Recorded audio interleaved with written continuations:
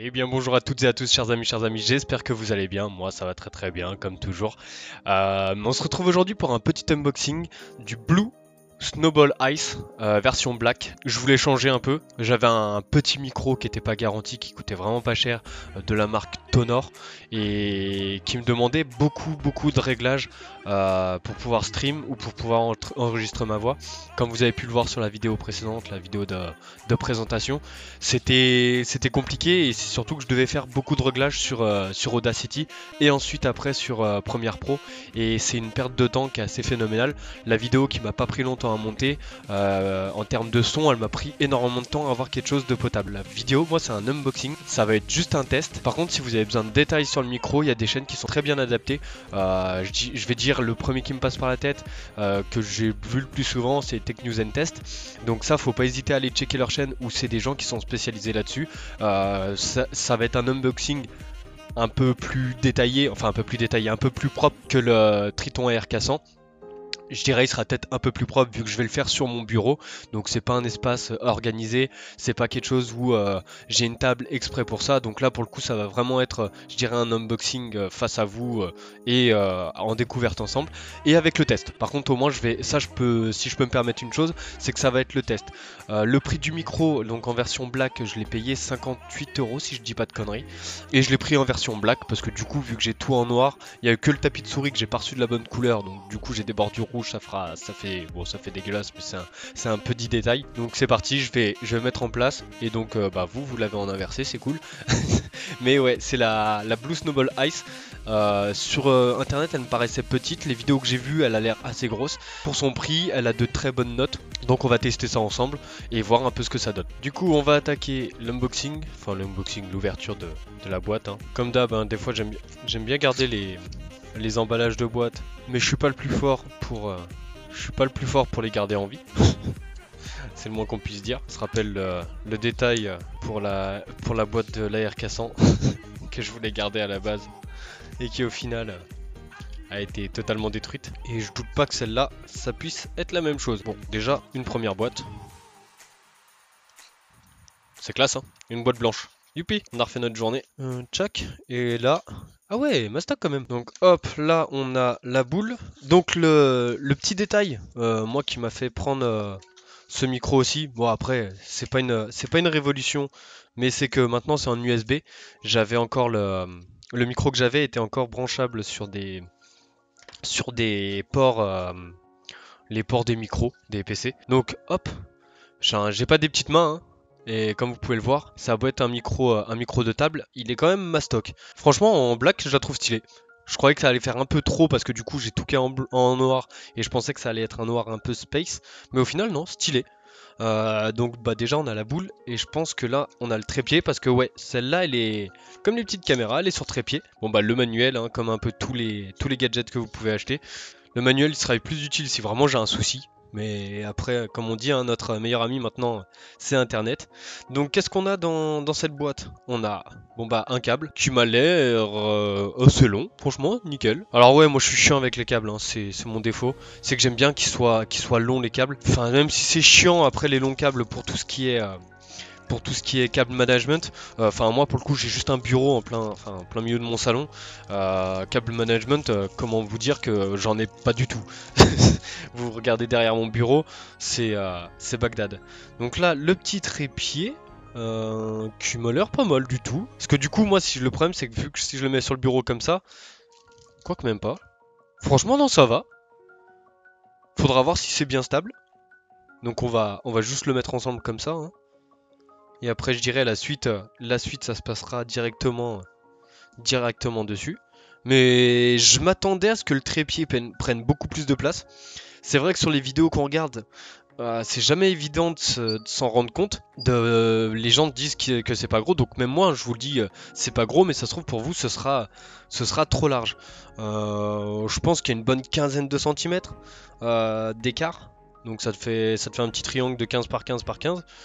Donc ça va, c'est pas trop imposant. Par contre, est-ce qu'il est dirigeable? On va regarder ça ensemble. Ça, j'ai pas regardé par contre. Oh, nickel. Ah bah parfait, parfait. Donc là, comme vous le voyez devant vous, ça va être comment il va être positionné pour moi. Et ça va être la position, ça va être la position de test, hein. Pour la suite de la vidéo, j'ai pensé simplement en repensant au tuto que j'avais pu voir. On va juste faire le test sur Audacity, vu que justement j'ai Audacity, tant qu'à faire, on va le tester. Comme là, vous m'entendez directement avec la voix du micro, et on va faire le test ensemble de justement du micro. J'ai été voir s'il n'y avait pas des drivers installés. À première vue, non, parce que ça me le détecte directement. Donc là du coup le micro est à une trentaine de centimètres de moi, le volume du micro est assez bon parce que du coup le réglage que vous voyez là à l'écran actuellement, ça je l'avais avec des réglages pour mon autre micro. Donc là déjà pour moi il va y avoir une nette différence. Donc on va juste écouter ça. Bon, du coup, le boulet qui fait genre qui vous écoute là, là je fais genre que je vous regarde et que je parle, mais au final, le boulet qui enregistre ça, il avait oublié de mettre l'audio du bureau, donc ce qui fait qu'il écoute rien du tout et il fait genre qu'il écoute quelque chose, donc il écoute vraiment tout seul dans sa tête et vous entendez totalement autre chose.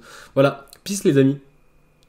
Franchement top, rien à dire. Enfin, après je suis pas un expert, c'est le premier vrai micro que j'ai de marque. J'avais de la sous-marque juste avant, donc enfin de la sous-marque, je sais même pas si c'est dire une sous-marque. J'avais vraiment un micro, je vais vous le détacher vite fait. Voilà, le micro que j'avais, il avait certes les sorties micro comme pour les micros de chant et tout le tralala. Mais regardez, déjà, enfin vous voyez, après il a bien vécu. Je dis pas le contraire, il m'a bien dépanné, il a bien vécu. Il est pas si dégueulasse, mais si je regarde à l'intérieur, c'est une toute petite boule qui fait qui capte le son. Et j'avais ça pour la voix, mais au final que je le mette ou que je l'enlève, ça m'avait strictement rien changé. Donc pour faire une différence entre un bas de gamme, bon qui vieillit très mal, hein, parce que du coup là le tonor que vous voyez plus. Ah quoi qu'on le voit la caméra, je le vois pas moi là. Comme quoi la caméra ça fait ressortir des choses qui disparaissent. Pour moi là, ce que vous voyez à la caméra, je le vois plus, donc ça a fait ressortir. Donc la différence quand même, par contre en taille, un micro classique, la Snowball. Donc si on veut avoir une comparaison, ça fait à peu près ça. Je sais qu'il y avait l'UM1 qui était très conseillé, donc la marque je sais pas ce que c'est, mais je voulais pas, pour le moment je voulais plus de micro à bras vu que j'aime bien avoir les choses sur mon bureau. Je suis quelqu'un de très bordélique, donc du coup ça me convenait très bien d'avoir quelque chose en plus. Et je la trouve vraiment stylée. Ça fait style micro de radio. Donc c'est pour ça que j'aime bien. Et le fait qu'il y avait la perche devant moi, ça me dérangeait en jeu. Parce que je suis quelqu'un qui aime bien avoir mon bon champ de vision. Et là, pour le coup, j'avais plus mon champ de vision. J'avais la perche qui était devant moi. Et je trouvais ça gênant. Après, je sais qu'il y a les perches qui passent par le dessus. Et les micros, bah, du coup, la preuve avec le Blue, bah, du coup, je vais continuer là-dessus, hein. Alors ouais, je vais, je garde le casque parce que du coup, je suis pas coiffé, je me suis fait la vidéo à l'arrache, hein, 2.0. L'unboxing et moi, ça fait quand même 14. Donc du coup, voilà. Bah là, comme vous m'entendez, ça me fait bizarre de pas avoir le micro devant moi là par contre. Vous m'entendez directement avec la Snowball. Pour vous, enfin, et puis moi je le verrai comme vous au montage, le changement de voix directement, et si c'est plus clair. Et par contre, moi je vois la grosse différence, comme vous pouvez le voir là sur Audacity. Moi, cette courbe, je l'avais en faisant les effets, donc en faisant le compresseur, la réduction de bruit. Il fallait que j'ai ces paramètres-là pour que ce soit clair et pour qu'il y ait quelque chose d'audible. Je peux voir que ça fait une grosse différence. Que le micro il soit à côté de moi ou qu'il soit éloigné de moi, ça me fait une...